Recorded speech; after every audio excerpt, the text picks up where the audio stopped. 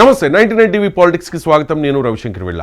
మహారాష్ట్ర రాజకీయాల్లో ఎప్పుడూ సంచలనాలు జరుగుతూనే ఉంటాయి. పార్టీల చీలికలు, కొత్త కూటములు, నేతలు, పార్టీల మార్పులు, అధికారం కోల్పోవడం, కొత్త కూటమి అధికారం చేపట్టడం వంటివి సాధారణంగా జరుగుతూ ఉంటాయి. 2023లో ఎన్సీపీ రెండుగా చీలిపోయింది.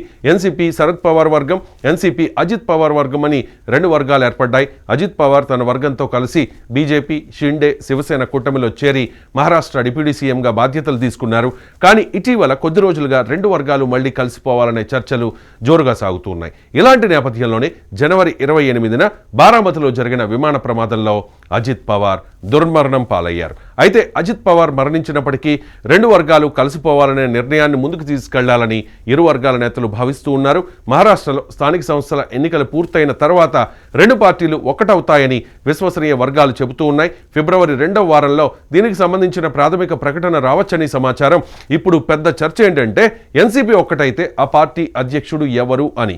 ఈ పోటీలో నలుగురు నేతల పేర్లు బలంగా వినిపిస్తూ ఉన్నాయి. శరద్ పవార్ వర్గం నుంచి శరద్ పవార్ పేరు వినిపిస్తోంది. ఆయన కుమార్తె సుప్రియా సూలే పేరు కూడా వినిపిస్తోంది.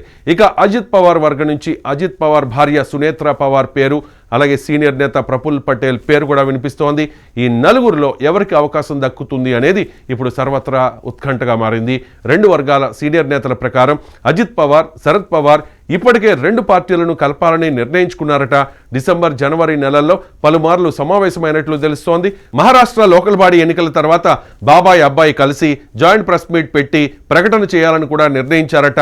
వచ్చే వారం రెండు వర్గాల నేతలు సమావేశమై తుది నిర్ణయం తీసుకునే అవకాశం ఉంది. శరద్ పవార్ 1999లో కాంగ్రెస్ నుంచి బయటకు వచ్చి ఎన్సీపీని స్థాపించారు.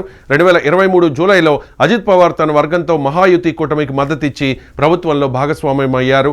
ప్రఫుల్ పటేల్, ఛగన్ భుజ్బల్ వంటి కీలకమైన నేతలు కూడా అప్పట్లో అజిత్ పవార్ వర్గంలో చేరారు. ఇప్పుడు అజిత్ పవార్ మరణంతో ఎన్సీపీ భవిష్యత్తు, మహారాష్ట్ర రాజకీయాలు మరింత ఆసక్తికరంగా మారాయి. కలయిక జరిగితే పార్టీ బలం మరింత పెరిగే అవకాశం ఉంది. కానీ అధ్యక్షుడు ఎవరు అనేదే ఇక్కడ కీలకమైన అంశం.